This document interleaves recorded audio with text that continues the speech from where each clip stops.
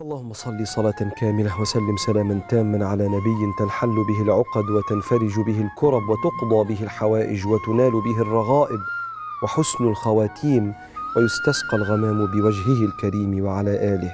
يا رب، أشهد أنك الرحيم لم تفعل شيئا في الخلق لتؤذيهم، ولم تحملهم فوق طاقتهم لتشقيهم، ولا ينقص من سلطانك من عصاك، ولا يزيد في ملكك من بالطاعة أتاك، ولا يرد أمرك من سخط قضاءك. يا رب، نسألك بقدرتك التي حفظت بها يونس في بطن الحوت، ورحمتك التي شفيت بها أيوب قبل أن يموت، ألا تبق لنا هما ولا حزنا ولا ضيقا ولا سقما إلا فرجته، وإن أصبحنا بخوف فلا تمسنا إلا وقد أمنتنا، وإن بتنا على ضيق فلا توقظنا إلا وقد فرجت عنا، وإن كنا بحاجة فلا تكلنا إلى سواك، وأن تحفظنا لمن يحبنا وتحفظ لنا أحبتنا. اللهم لا تحمل نفسا فوق طاقتها، اللهم لا تحملنا من كرب الحياة ما لا طاقة لنا به، وباعد بيننا وبين مصائب الدنيا وتقلب حوادثها كما باعدت بين المشرق والمغرب يا قدير، والحمد لله رب العالمين. يا مساء الفل والياسمين على احلى متابعين في الدنيا. وحشتوني جدا جدا من الفيديو اللي فات. النهارده نعمل مع بعض روتين سريع كده. تنظيفات. طبعا احنا داخلين على الشتاء ولازم بقى نقفل الشقه ونفرش موكيتاتنا ونفرش كل حاجه علشان الولاد، وانتوا عارفين السيراميك بيبقى ساقع الايام دي. فروتين تحفيزي كده، اي واحده كسلانه حاسه نفسها مش قادره تقوم تعمل، لا اتنشطي كده ودي العيال المدارس، واللي هيروح الحضانه يروح، وابدأي كده وسمي الله وشغلي الروتين بتاعي جنبك وانتي تتحفزي ان شاء الله. بس طبعا لو انتي اول مرة تشوفي القناة بتاعتي ما تنسيش تعملي السبسكرايب للقناة علشان تنضمي لعيلة بوسي محسن، وتعملي لايك للفيديو علشان اكتر عدد يشوف. طبعا زي ما انتوا شفتوني في بدايه الفيديو دوبت المسحوق بتاعي الاول، هو الاريال والكلوروكس الالوان، وبعد كده نزلت بالمفارش بتاعه الانتريه وكمان المفارش الغامقه، والستاير اللطيفه بتاعتي كنت نقعاها في البانيو بشطفها بالدوني بتخلي ريحتها جميله، وفي نفس الوقت بعد ما بشطفها على طول بعلقها كده على حاجه بحيث ان هي تفضل مكويه يا دوبك تتعلق على طول، ما تبقاش محتاجه اي مكوى. ونشرت كل الحاجه بتاعتي. ده طبعا بيسهل عليا في بداية اي حاجة ان انا اغسل كل حاجة الاول، وبعد كده ابتدي بقى في تنظيف الشقة. طبعا بعد ما بغسل الحاجة بطبقها وبشيلها في مكان بعيد عن اي حاجة، وبعد كده ابتدي بقى ايه اروق الدنيا اللي حواليا وامسح كويس. اهم حاجة طبعا زي ما انتوا عارفين التراب بيدخل من علوم الله، حتى لو قافلة الشبابيك بايه لازم يبقى فيه تراب. ابتديت اشيل كل حاجة في الصالة وابتدي المع التراب الاول، اشيل التراب ده واشيل طبعا كل الكنب والكراسي ده، علشان اجيب وراها طبعا تراب السنين وراها، مع اني على طول يعني ما بسيبش الشقة بتاعتي كتير. وبالنسبة للشبابيك بقى دي علشان طبعا من الخشب مش ألمونتان، يعني أنا اللي كنت حابة إنها تبقى خشب، الشقة بتاعتي أنا المختارة فيها كل حاجة. الخشب أحسن من الألمونتان بكتير على فكرة، عملي وبيمنع السقعة وبيمنع الصوت وبيمنع كاتم لحاجات كتير، وكمان في المطر بيمنع إن المطر تدخل عندك جوه غير الألمونتان. يعني كنت أنا مخيرة بين الألمونتان والخشب، أنا اللي اخترت ده.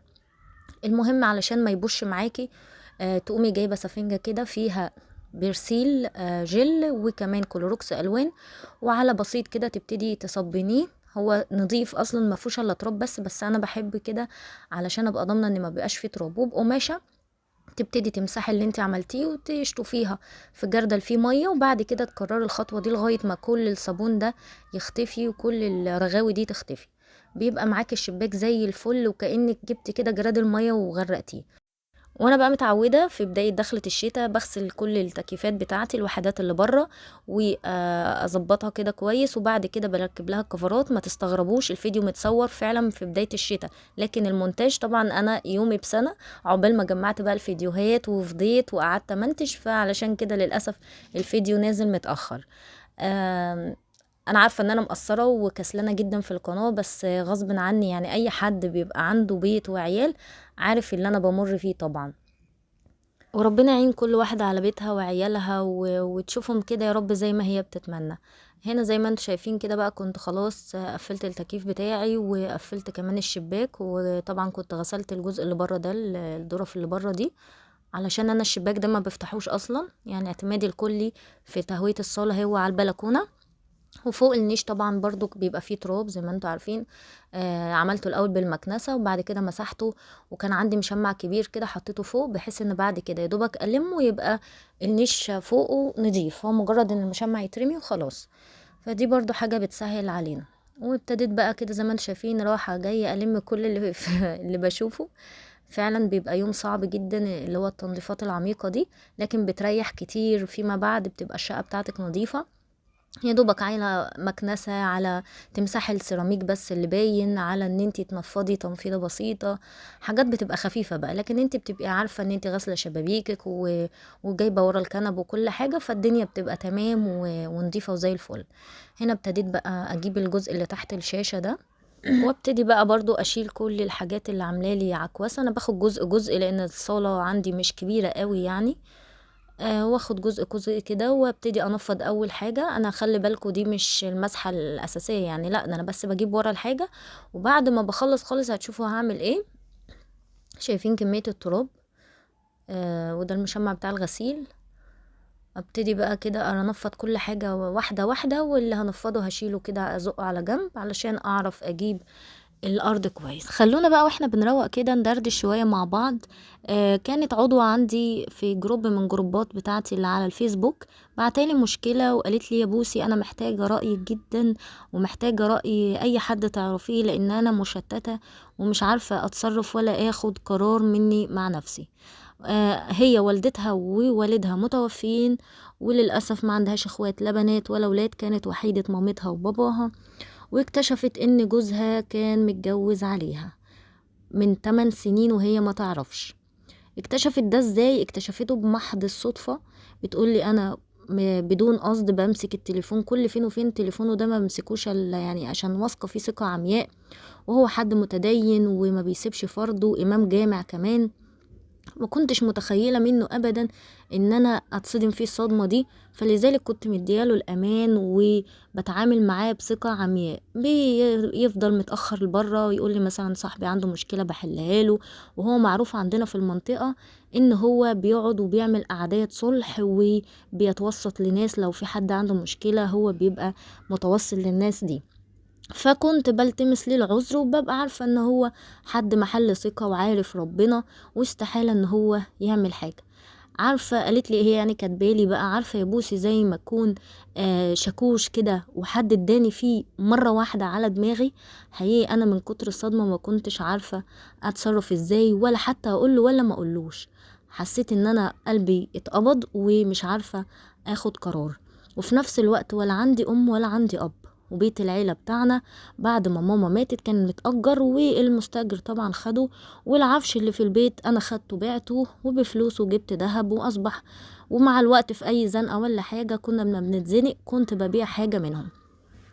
اصبحت انا دلوقتي بلا مأوى، ماليش اي مكان اروحه لو هو طلقني او رماني في الشارع بعيالي.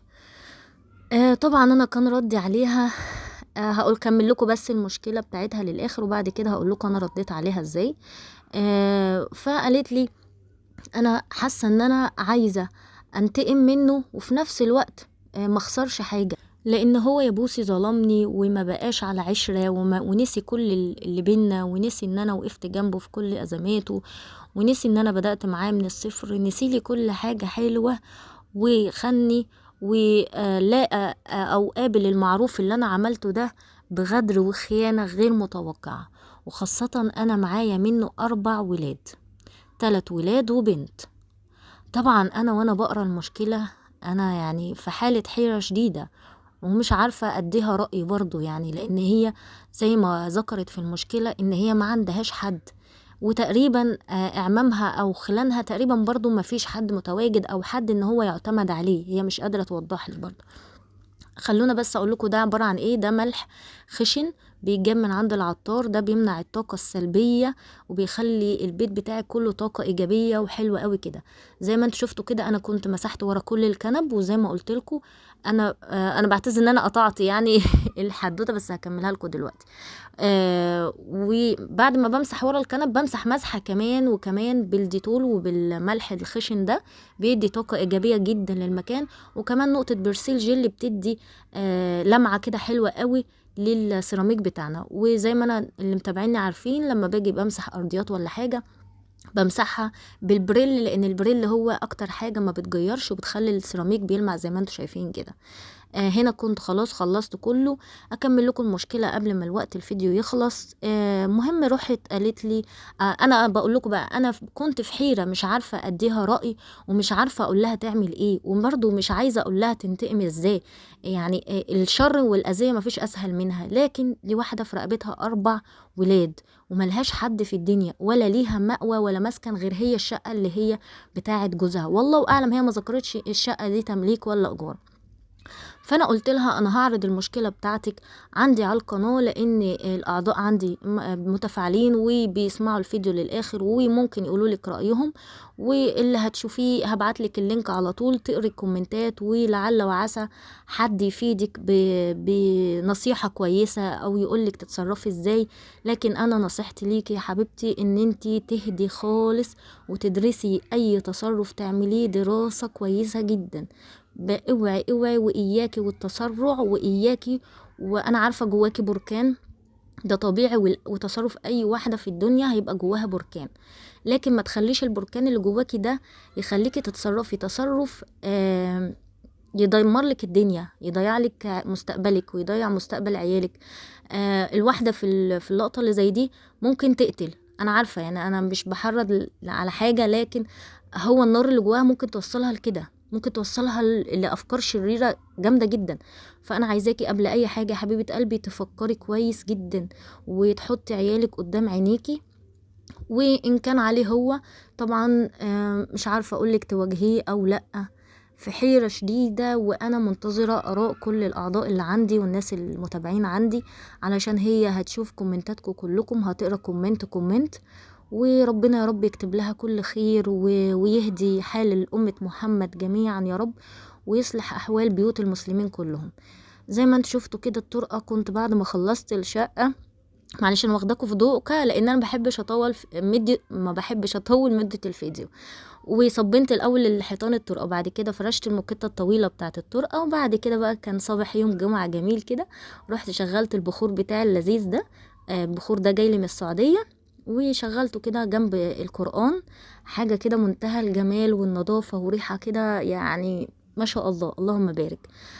ولو انتوا بقى مكملين معايا لغاية هنا صلوا على النبي، اللهم صل على سيدنا محمد وعلى آله وصحبه أجمعين. انتظروني في فيديو جديد، ومش عايزة اقول لكم بقى في روتين جديد، لان انا الروتينات معايا دي بتاخد اسبوع على ما اعرف امنتجها او شهر كمان. اشوفكم ان شاء الله في فيديو جديد. باي باي.